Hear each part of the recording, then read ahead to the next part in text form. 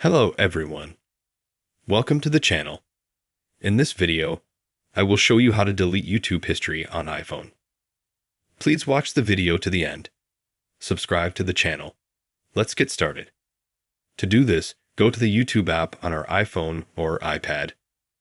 Then in the top right corner, click on your profile. Click on Manage your Google account. Now it goes like this. Here we have Home, then Personal Info. Data and Privacy. Click here. Scroll down to the bottom. YouTube History. Also scroll down. The first setting I click here. Choose how we want the history to be deleted. Every 3 months, 18 months, or 36 months. Click Next and Continue. To clear the history that you have in your search, you click Manage History. Also down and Browse. And there's your history. You click Delete. Click Delete. You go like this. You click Delete as well. And Delete. You can also press Delete right here at the top. You can delete for today. And for all time.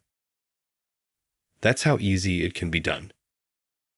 If you liked and helped this video, you can like it, subscribe to the channel. Thank you so much for watching. Goodbye.